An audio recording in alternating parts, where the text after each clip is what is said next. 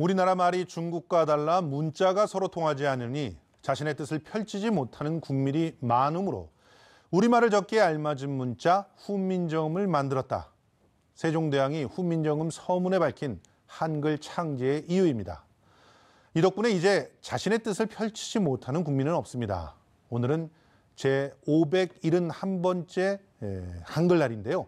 뜻깊은 날에 특별한 두 분을 모셨습니다. 한글학회 리의도 이사님 모셨습니다. 안녕하세요. 네, 안녕하십니까. 네, 김원식 문화평론가 나오셨습니다. 안녕하세요. 네, 안녕하십니까. 예, 한글학회 그러면 뭐 저는 굉장히 친숙한 이름입니다. 네. 그런데 낯설어 하시는 분들이 굉장히 많으실 것 같아서요. 네. 한글학회 좀 소개 좀 해주시죠. 네, 이름이 한글학회입니다. 그러니까 어떻게 보면 이름이 그 두 가지인 셈이죠. 네. 한글학회인데 사실 그거는 한글이라 할 때는 한글이라기보다는 우리말 학회입니다. 그렇죠. 예. 그러니까 처음 이 한글학회가 생긴 게 1908년인데 그때 8년 때 이름은 국어연구학회였습니다. 예. 한글학회가 아니고 물론 그 우리의 성각자, 그 언어학의 대성각자인 주시경 선생이 중심이 돼서 예. 1908년에 국어연구학회를 처음 만들었는데 1908년이면 우리가 아는 1910년 예.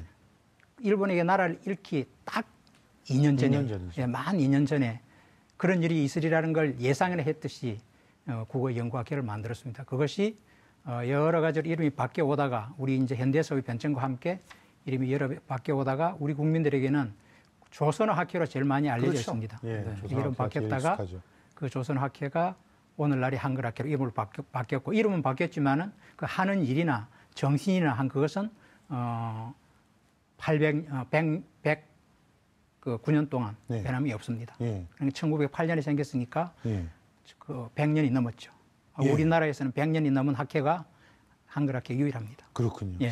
뭐 계속 뭐 우리 맞춤법 예. 이런 걸 표기를 갖다 연구하시기도 하고 예. 그리고 또 표준어도 심사하시기도 예. 하고 외래어 표기법도 처음으로 이제 그렇죠. 정리를 하셨죠. 예. 이런 여러 가지 일을 한글학회가 하고 있는데 전 세계적으로 문자가 만들어지고 또 반포된 날을 지정해서 기념하는 국가는 대한민국이 유일하지 않나 생각이 예. 되는데요. 예. 한글날의 의미를 우리 이사님께서 짚어주신다면요. 예, 한글날 그러니까 올해는 그 훈민정음을 반포한 지 500 이런 한돌이 되는 해인데 예. 한글날을 만든 것은 그렇게 되지 않았습니다. 한글날은 그렇죠. 1926년에 처음 제정됐습니다. 예. 물론 조선어학회 아까 말한 국어연구학회 조선어연구회 시절에 가게한 날이라는 걸 정한 것이 2026년입니다. 예. 일본에게 나라를 빼앗긴 국권도 없는 상태에서 일개 민간단체가 우리 국민들의 뜻을 하나로 모으기 위해서 한글날을 정한 거죠. 예. 겉으로는 한글날 문자를 기념하는 날이었지만은 그 속에 숨은 뜻은 단순히 글자를 기념하는 그런 날이 아니었습니다. 그렇죠. 그것은 이제 우리가 잘 아는 민족 시인 한용운 시인은 그날 그 한글날 기념 식장에 예. 참석하지 않았던 것 같아요. 예. 나중에 그런 그 날이 만들어졌다는 걸 알고 글을 썼습니다. 예. 그해 12월에 동아일보에 글을 썼는데 그 글 속에 이런 그 기절이 있어요. 제가 한번 읽어보겠습니다. 좀 길지만은 가게한 날에 대한 인상을 구태여 말하자면 오래간만에 문득 만난 님처럼 익숙하고도 새롭고 기쁘고도 슬프고자 하여 그 충동은 아름답고 감격은 곱습니다. 또 한편으로는 바야로 쌓아놓은 포대처럼 무서운 힘이 있어 보입니다. 이것은 조금도 가감과 장식이 없는 가게 하늘에 대한 나의 솔직한 심정입니다. 예. 이랬습니다. 여기서 제가 제일 그 의미 있게 받아들이는 것은 그 가게 하늘 정한 것이 쌓아놓은 포대라 그랬습니다. 예. 그 쌓아놓은 포대가 누구를 향한 포대겠습니까? 예. 그 일제를 향한 그런 포대처럼 가게 하늘을 정한 한글날을 정한 것이 그렇게 예. 의미 있어 보인다 하는 이런 심정을 드러냈는데 가게 하늘을 정한 우리 선조들의 뜻이 다 같았으리라고 봅니다. 예. 예. 뭐 한글의 우수성은 이미 널리 예, 전 세계에 알려져 있는데요. 두 분께서는 다른 문자에 비해서 특별히 한글이 갖고 있는 그 장점, 또 뭐 탁월한 점, 이런 점은 어떤 걸 짚어주실 수 있나요? 일단은 저는 뭐 예를 들면 영어다, 뭐 불어다, 아니면 뭐 다른 여러 뭐 언어가 많지 않습니까? 그런데 참 새로운 용어들이 많아요. 그럼 우리 말을 좀 옮겨야 되잖아요. 그렇죠. 그렇게 했을 때는 정말 한글만큼 잘 음차할 수 있는 언어가 없다고 생각이 들어서 우리가 사실 일본 같은 경우는 서구를 따라잡기 위해서 번역을 많이 했거든요. 그렇다면 결국 새로운 시적들을 우리말로 빨리 옮겨야 되는데 그런 면에서 봤을 때 정말 한글이 있었기 때문에 우리가 뭐 이렇게 경제개발도 빨리 하고 한국이 좀 많이 서구를 따라잡지 않았나 그런 생각이 들고요. 그렇습니다. 또 무엇보다도 이 컴퓨터, 스마트폰, SNS를 할 때 정말 한글이 우수하다는 거를 많이 느낄 수가 있어요. 손가락이 압니다. 그렇죠. 손가락도 덜 피곤하고요. 그렇죠. 오히려 더 이 외국인들하고 소통할 때도 굉장히 쉬운 점이 있어요. 그렇죠. 왜냐하면 이 외국인도 쉽게 배울 수가 있거든요. 그럼요. 그렇기 때문에 뭐 수출도 굉장히 많이 되고 최근에 태국에서 이제 사례를 보니까 뭐 제2 외국어로 채택이 된다고 그래요. 그래서 대학 입시에도 반영이 되고 또 태국에서 이 교과서가 발행이 된다는 소식이 있다는데 전 세계적으로 자기 나라 말을 쓰고 있는 국가가 30여 개 국가밖에 안 된다고 그러더라고요. 그렇죠. 그러면서 봤을 때 우리나라 참 대단하다는 생각이 들고 그래서 이 디지털 시대의 디지로그의 선두주자고 또 감히 누구라도 이렇게 소통할 수 있는 그런 글로벌 시대의 언어가 아닌가 그런 생각을 좀 이 스마트폰과 이런 이 세계화 시대에 오히려 한글의 가치를 더 많이 알게 되지 않았나 싶습니다. 그렇습니다. 이렇게 좀 활용에 있어서의 장점을 얘기해 주셨는데 한글이 다른 문자들과 결정적으로 차이나는 탁월한 점이 어떤 걸까요? 그래서 지금 이제 말씀하신 것처럼 570년 전에 한글을 창제했는데 그 컴퓨터 과학자들 하는 말은 세종대왕은 내가 이 문자를 만든 500년 뒤에 이 세상은 디지털 세상이 될 것이다. 라고 그걸 예상을 하고 그 당시 아날로그 시대에도 적합할 뿐만 아니라 500년 뒤에 다가오는 디지털에도 적합한 문자를 창제하자. 이런 의도로 문자를 창제했다는 말을 하는데 그 컴퓨터 과학자들이 하는 말입니다. 그런 정도로 디지털 책에 잘 맞는데 오늘 제가 여기서 이제 말씀드릴 것은 한글은 그 음소 문자란 말을 많이 합니다. 모든 교과서에 다 그리 하고 근데 우리가 잘 아는 이제 영어 적는 그런 로마자 그게 음소 문자거든요. 그래서 사람들은 음소 문자가 가장 발달된 단계의 문자라고 하는데 한글도 음소 문자죠. 다시 말하면 기역자 이거는 음소를 적기 위한 기호고 아자 이거 하나는 각각은 음소를 적기 위한 문자인데 근데 분명히 한글은 음소 문자인데 그런데 쓸 때는 우리가 기역자만 따로 쓰고 아자를 따로만 쓰지 않잖아요. 그게 탁월해요. 기역과 아를 붙여서 쓰거든요. 그것이 탁월한 거예요. 그럼 기역과 아를 붙인 이것은 음소가 아니라 음절이 되는 거죠. 그러니까 음소 문자이면서 음절 문자인 거예요. 로마자는 음절 문자는 아니거든요. 근데 또 이제 그렇게 기역과 아를 붙여서 가를 쓸 뿐만 아니라 비읍과 이를 붙이고 그 밑에 치읓을 붙여요. 그런데 우리가 발음할 때 음절할 때는 빛이라는 발음이 없어요. 그렇죠. 우리 말에. 그런데도 그런 글자를 쓰거든요. 그 글자를 왜 쓰느냐? 낱말을 적으려면 소리만 적으려면 그런 빛이 같은 글자가 필요 없는데 그렇죠. 뜻을 나타내는 낱말을 적으려니까 그런 글자가 필요한 거예요. 그렇습니다. 그러니까 비 밑에 치읓이라든지 이 밑에 피읍이라든지 이런 글자들은 음절이 아니라 낱말을 적기 위한 글자죠. 그러니까 한글은 하나의 문자가 음소 문자이면서 음절 문자이고 또 한편으로는 단어 문자이다. 세상에 이런 문자는 없습니다. 그래서 한글을 단순히 음소 문자가 아니라 한글은 그 여러 층위를 다 표기할 수 있는 다중 문자다. 저는 몇 년 전부터 그런 표현을 쓰고 있습니다. 한글은 유일한 다중 문자다. 다중 문자이기 때문에 그냥 적혀 있는 것만 봐도 그 의미를 굉장히 쉽게 알 수가 있잖아요. 의미를 알 수 있다는 건 아까 그런 여러 가지 받침들이 있으니까 발음은 안 되지만 눈으로 보고 아 이거는 입이다. 이거는 잎이다. 이런 걸 알 수 있는 거죠. 그렇습니다.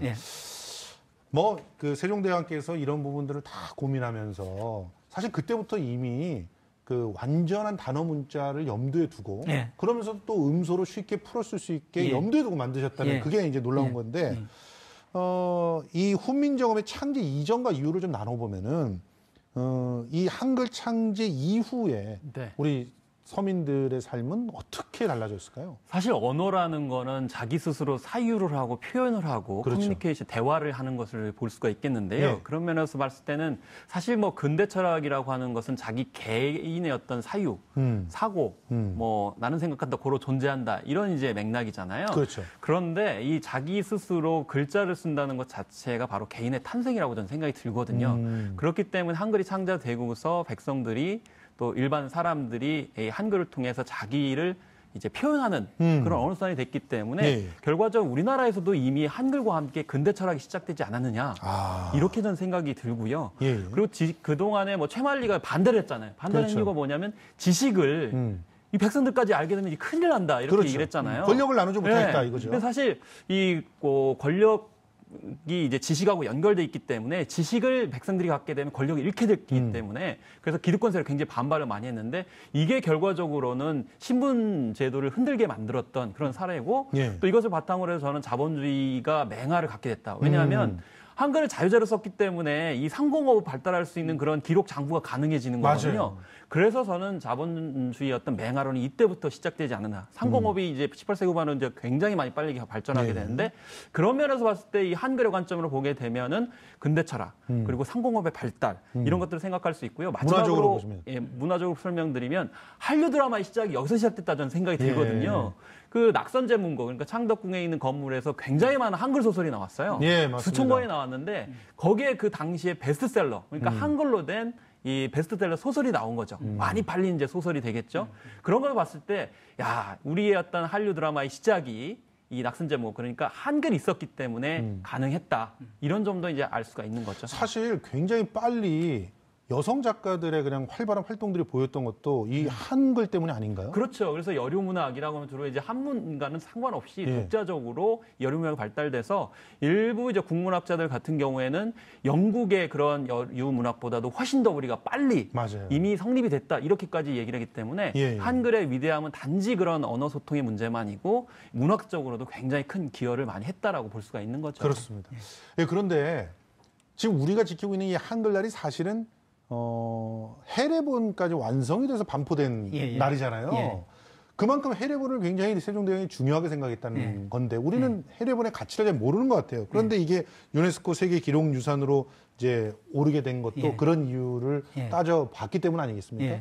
그 이제 우리가 오해하는 게 잘못 오해하는 경우가 많은데 어떤 오해인가 하면 지금 말씀하신 해례본이라 하셨는데 사실은 책 이름은 그냥 훈민정음이에요. 그렇겠죠. 해례본 우리가 붙인 거고. 그러니까 세종대왕이 창제한 문자 이름도 훈민정음이고 그렇죠. 그 훈민정음에 대한 해설서 해례본도 훈민정음이에요. 그래서 훈민정음 하면 그냥 맥락 없이 들으면 그것이 문자를 가리키는 건지 책을 가리키는 건지 그 몰라서 일어난 오해가 많은데 그러니까 세종대왕이 훈민정음 문자를 만드시고 그 문자에 대한 해설서를 학자들에게 쓰게 해서 집필한 학자들에게 그래 그 해설서가 만들어진 날을 훈민정음 문자가 창제된 날로 간주하는 거예요. 문자는 언제 몇 년 몇 월 며칠에 창제했다는 기록이 없습니다. 그런데 이 책을 발행했다는 것이 그 기록이 있기 때문에 그 책을 해설서를 반포한 날이 곧 문자를 반포한 날이다. 그러니까 동의시하는 거죠. 그래서 항상 우리는 한글날은 새 문자를 반포한 날이다 그러는데. 우리는 이제 이 책과 관련해서 오해하지 말아야 될 것은 훈민정음 문자가 훌륭해서 이게 세계 기록 문화유산이 된 게 아니라 이 책에 대한 가치예요. 이 책이 훌륭하다는 거예요. 그래서 이름이 뭔가 하면 세계 기록 문화유산. 기록 문화유산이라는 것은 문헌이거든요. 그러니까 이 세상에 그것이 어떤 문자이든 그 문자에 대한 원리, 그 문자를 창제한 목적, 창제한 원리, 창제 방법 그 문자에 관한 것을 기록해낸 책은 이 책밖에 없습니다. 맞습니다. 세상의 모든 문자는 어떻게 만들어졌는지 모릅니다. 그러니까 유일한 책이기 때문에 이게 세계 기록 문헌이 된 거고 한글이 훌륭하다는 건 또 다른 문제죠. 그렇죠. 근데 이 해례본에 담고 있는 정신도 상당히 정신, 그 훈민정음의 거기 담긴 만든 목적의 정신도 훌륭하고 그 문자를 만든 방법과 원리가 매우 과학적이 아까 말한 디지털 우리 말했는데 매우 과학적이기 때문에 철학적이고 철학적이고 과학적이고. 그래서 이 책은 더욱더 가치가 있는 거죠. 그렇습니다. 그동안 우리말은 그 사회가 변함에 따라 함께 발전해 왔는데요. 언어가 이제 사회를 비추는 거울이고 그 시대를 살아가는 사람들의 생각을 담아내고 현상을 반영하기 때문에 이렇게 변화하고 발전하지 않나 이렇게 생각이 드는데요. 그런데 참 우리말 요즘에 걱정스럽다는 분들이 많습니다. 엄지민 아나운서가 최근 우리말의 한글 오남용 실태, 우리말의 파괴된 그 현황을 정리를 했다고 하는데요. 엄지민 아나운서를 만나보도록 하겠습니다. 엄지민 아나운서. 네, 지금 보시는 화면은 현재 온라인에서 유통되고 있는 2017년 신조어 테스트입니다. 여러분은 이 중에서 몇 개나 알고 계신가요? 자, 이 중 몇 가지를 설명해 드리자면 커엽은 귀엽다라는 의미고요. 또 마상은 마음의 상처, 아는 아이스 아메리카노를 의미합니다. 또 할말하는 할 말은 많지만 하지 않겠다. 사바사는 사람 바이 사람, 즉 사람 나름이라는 의미죠. 이렇듯 단어만 놓고 봤을 때 유추하기가 좀처럼 힘든 신조어가 많은데요. 무분별한 신조어의 등장으로 세대 간 소통이 어려워졌다는 지적이 나오는 것도 바로 이 때문입니다. 자, 다음 화면을 볼까요? 느금마는 상대방의 부모를 비하하는 표현입니다. 또 한남충은 한국 남성을, 삼이라는 여성을 비하하는 단어죠.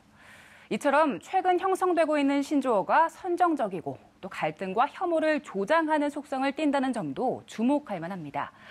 특히 타인을 차별하고 또 비난하는 혐오 신조어가 최근 3년 사이 6배가량 늘었는데요. 보통 언어는 그 시대의 사회상을 반영한다는 관점에서 보면 이런 신조어는 우리 사회에 만연한 경제적 격차와 사회적 갈등이 표출된 것으로 볼 수 있습니다. 또 최근 요리 프로그램이 늘면서 셰프의 인기도 하늘을 치솟고 있죠. 셰프는 호텔의 식당의 주방장을 뜻하는 말로 2004년 표준어로 지정됐습니다. 그런데 국민신문고에는 방송에서 주방장을 대부분 셰프라고 부르는 바람에 주방장이라고 하면 어디 분식집에서 요리하나 보다라는 생각마저 든다는 민원이 제기돼 관심을 받기도 했습니다. 버젓이 우리말이 있는데도 많은 이들은 외래어를 선호하고 있는데요. 이렇게 외래어가 현대적이고 또 전문적인 이미지를 부여한다고 느끼기 때문일 텐데 어쩌다 영어는 고급스러운 이미지를 또 우리말은 촌스러운 이미지로 전락한 걸까요? 이러한 외래어 선호 현상은 공공기관에서도 나타납니다. 자, 다음 화면 보시죠. 지난 2007년 행정자치부는 전국 2,100여 개 동사무소의 명칭을 동주민센터로 바꿨습니다. 민원 상담소가 생기는 등 변화하는 동사무소의 모습을 보여주기 위해 새 이름이 필요했다는 겁니다. 또 같은 이유로 파출소도 치안센터로, 119 소방서도 119 안전센터로 바뀌었죠.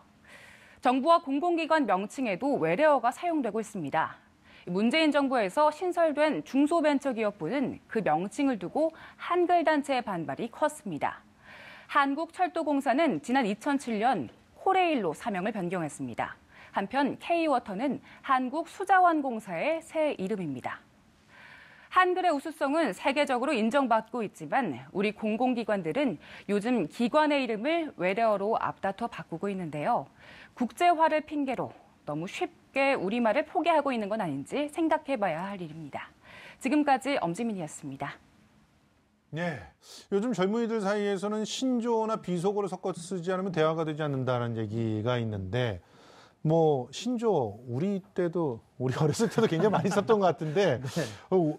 이렇게 신조어를 만들고 사용하는 이유가 뭘까요? 일단은 이제 청년기 심리학은 있죠. 이제 네. 청년기 같은 경우는 어쨌든 새로운 것을 빨리 이제 자기 정체성으로 만들어야 되니까 네. 새로운 현상들을 만들어내기도 하고 그걸 이제 이름을 붙이기도 하고 네. 또 자기들만의 정체성을 이제 공유한다는 차원에서 이제 자기들만이 통하는 그런 단어들을 많이 만들어내기 때문인데 네. 중요한 것은 이제 그걸 이제 무분별하게 이제 미디어에서 많이 다룬다는 건데요. 결국 이 언론은 항상 이제 새로운 아이템이 필요하죠. 아이템이라고 그러면 이제 일종의 어떤 대상, 소재 이런 것들이 필요하기 때문에 새로운 것들을 항상 이제 소식인 것처럼 이제 보여주다 보니까 결과적으로는 언론이 미처 이렇게 많이 쓰이지 않는 단어들을 마치 많이 쓰이고 있는 것처럼 그걸 이제 사용하지 않으면 시대에 뒤처지는 것처럼 이렇게 일종의 강박적으로 이제 다루기 때문이라고 이제 생각이 들고요. 또 제가 한 그런 이름을 짓는, 그러니까 공공기관의 이름을 짓는 곳에 한번 심사위원으로 가본 적이 있어요. 네. 근데 거기서 의외의 좀 말을 들었어요. 뭐냐면 왜 이렇게 새로 기괴한 그런 보지도 못한 그런 단어들을 많이 상품명으로 쓰는가 혹은 어떤 이름으로 짓는가 이렇게 봤더니 저작권을 너무 엄격하게 해서 네, 더 이상 이제 만들어낼 수 있는 혹은 사용할 수 있는 단어가 없어요. 고갈된 거예요. 그렇기 때문에 뭐 영어, 뭐 또 불어, 뭐 독일어 이걸 결합을 해가지고 되게 묘묘한 그런 단어들을 만들어내는 거죠. 그래서 우리가 이제 저작권이 굉장히 중요하긴 하지만 너무 저작권을 엄격하게 하다 보니까 우리 말글을 좀 파괴하는 또 그런 걸 유도하게 되는 그런 상황들이 벌어져서 이게 의식의 문제만이 아니고 제도적이나 구조적으로 어떤 문제점이 있는 것은 아닌지 이런 것들을 한번 좀 생각해 보게 됐습니다. 배 이사님, 이렇게 신조의 그 최근 경향, 특징 이런 게 있습니까? 예, 신조가 뭐 생기는 것은 신조는 그 말 자체는 나쁜 뜻이 아니거든요. 그렇죠. 예. 근데 요즘 그게 신조하면 아주 나쁜 뜻으로 그 쓰이는 경우가 들어 있는데 항상 신조는 생겼습니다. 그렇죠. 그것이 예. 우리 문화 인류 발전의 역사와 함께 한다고 볼 수 있는데 요즘 우리나라에서 나타나고 있는 신조어는 이른바 신조어는 너무 어렵다는 거예요. 알 수가 없다는 거예요. 다른 계층이 쓸 수가 없다. 외계어죠. 그러니까 그래서 외계란 말, 신조어가 아니라 외계란 말을 쓰는데 너무 그러니까 이 우리가 언어를 사용하는 것은 문자를 쓰는 것은 소통하기 위한 것인데 여러 사람하고 소통하기 위한 것인데 그 소통을 가로막는 그런 지나치게 어려운 결과가 나타나는 이것이 첫 번째 문제고요. 두 번째는 수요자를 생각지 않습니다. 그러니까 내가 이 말을 쓰면 상대편이 혹은 이걸 들을 소비자가 알아들을까 말까 이걸 생각하지 않는다는 거죠. 너무 자기 중심적이고 이례적이라는 거죠. 아까 우리 저기도 나왔지만은 할 말 한 이렇게 쓴단 말이죠. 이건 그냥 하나의 문장이에요. 단어를 줄인 게 아니라 할 말은 많지만 하지 않는다. 이걸 문장 통째로를 몇 개의 음절로 글자로 나타내는 이런 것은 경제적이긴 한데요. 경제적인데 그 언어라는 것은 표현만이 아니라 이해까지도 생각이 되는데 이해로 표현에는 그게 경제일지 모르지만 알아듣지 못한다면 그게 그거는 엄청난 또 경제적인 비용이 다른 거 아니겠습니까? 그런 너무 수요자를 생각하지 않는다는 문제가 있고 두 번째 논리를 무시합니다. 그러니까 왕따란 말은 이미 이제 아주 옛날 말이 돼버렸는데 왕따란 말은 그 말 자체는 따돌리는 것이 왕따인데 그 따돌림을 당하는 경우를 왕따라 그렇게 우리는 그렇죠. 써왔지 않습니까? 일반에서. 그런데 논리를 무시하는 그런 것들이 매우 많고 그다음에 맞춤법도 무시하고요. 그 호갱이란 말을 이제 최근에 알았는데 호갱이 그 호구 고객이라면서요. 그럼 줄이면 호객이라야 되는데 호갱이에요. 그러니까 이렇게까지 이제 맞춤법도 무시해버리고 호객이라면 그 손님을 부르는 것과 좀 그렇죠. 구분했으려고 호갱이라 그래야 더 차별을 하려다 보면 어디 되는지 모르겠지만은 그렇게 이제 것이 있고 이제 언어를 여러 가지 언어를 마구 섞었습니다. 우리말과 일본어, 우리말과 영어, 물론 영어도 아니죠, 사실은. 우리말과 뭐 한자 이걸 막 섞어 쓰는 이런 것이 제일 문제라고 보거든요. 예를 들면 뭐 빼도 박도 못한다를 빼박 캔트라고 해버린다든지 이렇게 이거 얼마 전에 나온 것 같은데 혼자 밥 먹는 사람을 혼밥 쪽 그러더니 요번은 혼밥이야. 뭐 혼밥이야 영어 계통인지 전미사를 붙인다든지. 그러니까 이게 너무 종잡을 수 없이 너무 이례적이고 소비적인 신조어가 많다. 아니 근데 이게 문제입니다. 사실은 이 신조어는 그래도 말씀하셨던 것처럼 자연스러운 현상이고 신조어를 만드는 어떤 공식들이 조금 더 체계화되면 이렇게 좀 받아들일 수 있을 것 같아요. 소통도 될 것 같은데 문제는 외래어 남용이 더 문제 아니냐 이런 얘기들을 하고 계시거든요. 어떻게 생각하십니까? 외래어 지금 우리가 그 예를 들어 우리 지금 그 지상파 방송에서 유명한 지상파 방송에서 오랫동안 그 우리말 그 방송을 짤막하게 하는 게 있어요. 거기서 다루는 내용을 보면 대부분 외래어는 상대를 하지 않습니다. 아예 외래어는 손을 대지 못해요. 그렇군요. 손을 대지 못하는지 손을 대지 않는지 모르겠는데 그러니까 이건 손댈 수 없을 정도 돼버렸다는 거죠. 근데 외래어가 많은 것은 참 문제예요. 주로 이제 우리가 쓰는 외래어 가운데는 진짜 우리 외래어라고 말하지만은 외래어라고 할 수 없을 정도 아예 외국어인 것도 있고. 코리아 패싱 이런 건 외국어 아닙니까? 그렇죠. 그게 그 정치권에서 몇 년 전에 어느 특정 정치인이 쓰기 시작했다는데 영어권 사람도 모르는 말이에요. 잘 몰라요. 가짜 영어예요. 그래서 그 안정호 그 소설가가 한 12년 전에 가짜 영어 사전을 낸 적이 있어요. 맞습니다. 가짜 영어 사전. 우리가 아는 많은 영어라는 그 외래어가 사실은 가짜라는 거죠. 그렇죠. 뭐 예를 들면 인터체인지를 IC 그러는데 IC는 낱말이 하나거든요. IC라고 할 수가 없죠. 할 수가 없는 거죠. 근데 IC라 하는데 그걸 지금 외국 사람들이 영어권 사람들 알 리도 없고. 그렇죠. 이런 식의 이제 외래어를 갖다 쓰는데 그것도 사실 외래어가 아닌 영어도 아닌 불어도 아닌 것을 갖다 쓰는 이런 것은 참 문제죠. 외국 사람이 보면 참 부끄러운 일이죠. 그렇습니다. 예. 그런데 이제 외래어를 그렇다고 해서 우리가 막 이렇게 순화에 쓰려고 노력하잖아요. 예. 그런데 어떤 순화어들은 상당히 생경해서 뭐 당황스러운 경우들도 꽤 있던데 평론가님은 어떻게 생각하세요? 그런 그 순화어들.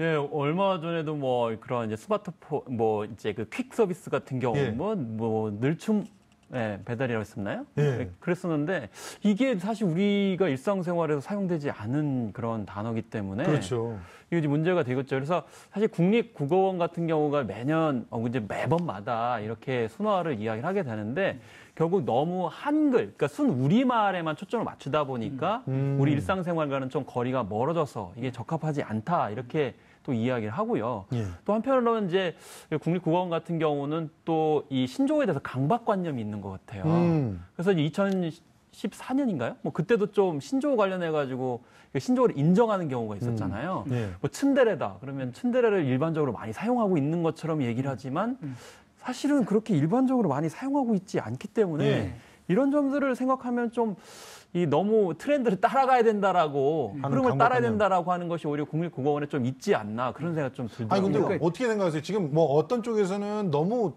그 트렌드를 따라가려고 한다. 어떤 쪽에서는 너무 옛날식의 어떤 반응들을 한다. 서로가 이제 너무 그 다른 평가인데 지금 그 이렇게 그 국어학자나 한국어 관련 단체들이 시대를 못 읽고 있는 거 아닙니까? 너무 앞서가려고 한다거나 너무 뒤처져 있거나. 그러니까 이건 이제 일종의 기준이 있어요. 세상 일이 어떻게 돼가든 어디에서나 기준은 있는 거 아니에요. 그렇죠. 어떤 기준이 있는데 기준은 그 속성상 보수적일 수밖에 없습니다.